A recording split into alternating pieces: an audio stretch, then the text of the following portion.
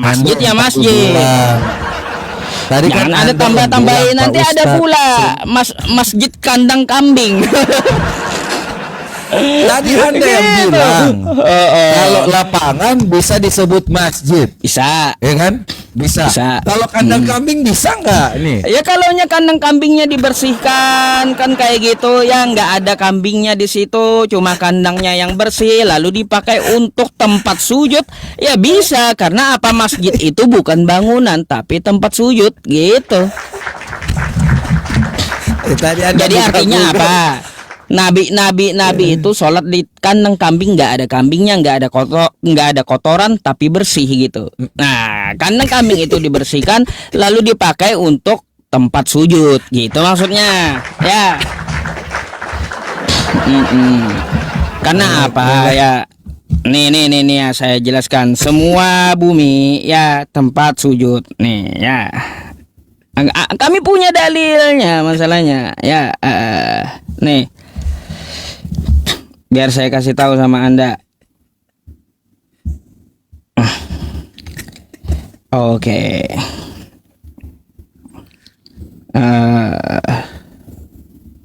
Nih.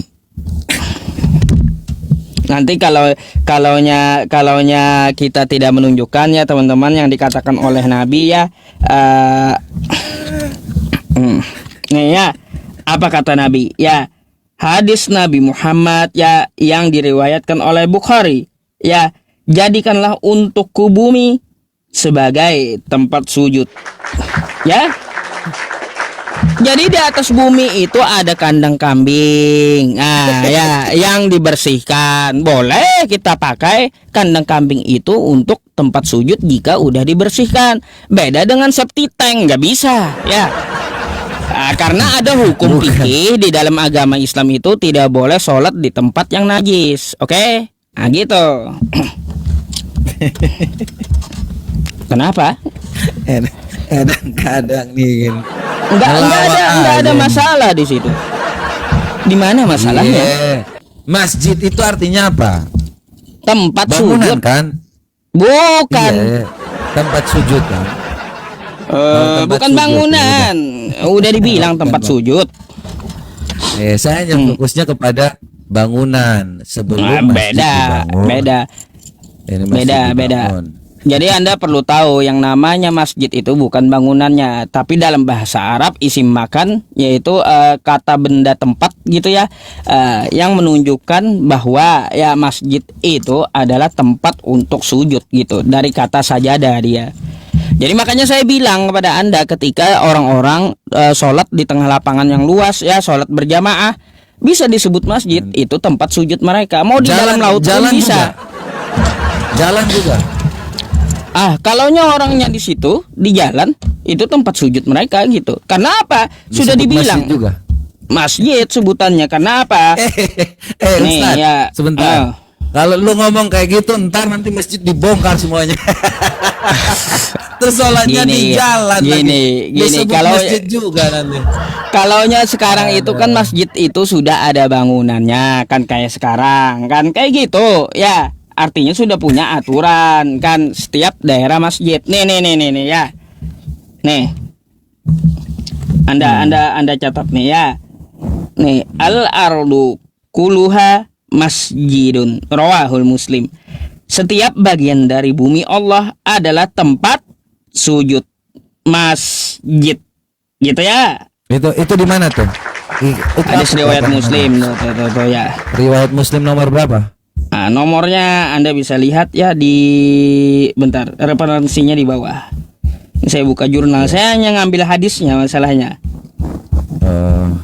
Gitu. Soalnya ini saya cari. Soalnya kalau ini Bukhari 227 bisa teman-teman lihat ya, ini bangunan. Beda dengan saya Bukhari Anda itu. Loh, ini ensiklopedia hadis. Ya iya, masalahnya gini, hadis itu jangan Anda kira ya dia membahas keseluruhan, ada bab-babnya hadis itu. Ada bab hudud, ada bab, ya makanya ada bab toharoh, ada hadis itu macam-macam, masalahnya kayak gitu. Oke. Nah penjelasannya seperti itu tentang masalah yang Anda tanyakan, sujud jadi nggak menghadap ada ke ya? Ka'bah. Kalaunya perintah sujud kepada Ka'bah nggak ada. Ya berarti ini nggak ada sebenarnya ya kan? Ya, kalaunya sujud kepada Ka'bah nggak ada. Makanya umat Islam itu mereka bukan menyembah Ka'bah, karena perintah menyembah Ka'bah itu nggak ada gitu. Sujud kepada Ka'bah itu nggak ada perintahnya, tapi perintahnya hanya menghadapkan wajah ke arah Ka'bah. Jadi kayak gitu ya. Nah, ini saya konfirmasi aja sih. Berarti ini sujudnya kepada Ka'bah atau enggak nih? itu sujudnya menghadapkan wajahnya ke arah Ka'bah. Ini Sujudnya kepada Allah ya, sujudnya kepada Allah yang menciptakan langit dan bumi, tapi mukanya, wajahnya ke arah Ka'bah. Bukan berarti ritual sujud itu sujudnya kepada Ka'bah, bukan. Ini mukanya dihadapkan bukan ke Ka'bah atau ke Masjidil Haram nih. Ini kan melingkar. Ya, yang namanya Masjidil Haram nggak ada itu. dalilnya. Gini, yang namanya Masjidil Haram itu, Masjidil Haram tempat sujud yang suci, seputaran dari bangunan itu, lalu di dalamnya ada Ka'bah gitu, karena Ka'bah di dalamnya sebagai sentral. Tapi ini nggak ada kan sebenarnya untuk menghadapkan muka ke Ka'bah, ini nggak ada kan? Bukan, kalaunya untuk disuruh menyembah Ka'bah ya sujud kepada Ka'bah nggak ada dalilnya. Tapi kalaunya disuruh wajah kita menghadapkan ke arah Ka'bah di dalam Masjidil Haram ya ada. Ini akan bertentangan dengan ayat ini Pak Ustadz. Karena Apanya? kalau seandainya Anda bilang bahwa sudah ada, belum ada masjid di situ, ya kan? Terus kenapa diomongin Masjidil Haram? Iya, yang namanya Masjidil Haram itu sekitaran Ka'bah. Udah dibilang dari tadi. Yang namanya Masjidil Haram itu di sekitaran Ka'bah. Sekarang udah dikasih bangunan, kan kayak gitu. Jadi yang dinamakan Masjidil Haram itu yang ada bangunan di putarannya itu, dan di dalamnya yang dimaksud Ka'bah. Gimana sih? Masa kayak gitu aja kagak ngerti. Saya nggak ngerti sama sekali, karena ketika waktu kita melihat di sini, ini kan hanya ada satu ini nih kan, satu apa? Terus Anda mengatakan bahwa di dalam surah ini hadapkanlah mukamu. Ini sudah ada atau belum? Tadi Anda bilang belum. Belum ada bangunannya. Terus dia menghadapkan muka kemana? Makanya menghadap, yang dimaksud Masjidil Haram itu adalah Ka'bah. Tempat sujud makanya tempat sujud yang suci apa namanya? Ka'bah. Aduh. Udah dibilang masjid itu bukan bangunan, bukan yang dikelilingi itu, bukan. Ya, bukan. Yang dinamakan Masjidil Haram tempat sujud yang suci, bukan bangunan, tapi seputaran Ka'bah. Oke. Coba saya ingin tahu Pak Ustadz. Ini Ka'bah ini Allah tahu nggak ini Ka'bah? Tahu. Terus Masjidil Haram ini kalau memang disuruh untuk menyembah ke arah Ka'bah, kenapa harus ditulis Masjidil Haram? Ya, kenapa nggak ngomong langsung Ka'bah? Gini Bang, ya kalaunya Allah mengatakan, ya Maha Suci Allah yang telah memperjalankan hambanya pada malam hari dari Ka'bah, artinya dari atas Ka'bah, ya. Bukan sekitaran Mekah. Yang dimaksud Masjidil Haram itu dari sekitaran Ka'bah, ya, atau di Mekah. Yang dimaksud kayak gitu. Kalau kau mau bahasanya pada malam hari dari Ka'bah, artinya dari Ka'bah Nabi Muhammadnya, ya. Sedangkan kejadian Isra Mi'raj itu bukan dari Ka'bah, ya. Ini dulu tempat tinggalnya Abdullah kan? Aduh. Tempat tinggal Abdullah. Abdullah siapa? Iya. Abdullah kakek Nabi. Abdullah siapa? Kakek Nabi kan? Ngaco. Iya. Ngaco. Benar enggak? Dia penjaga rumah Allah kan? Setahu saya itu benar enggak sih? Salah. Oh, salah. Bukan tempat tinggal. Bukan tempat tinggal. Jadi ini apa?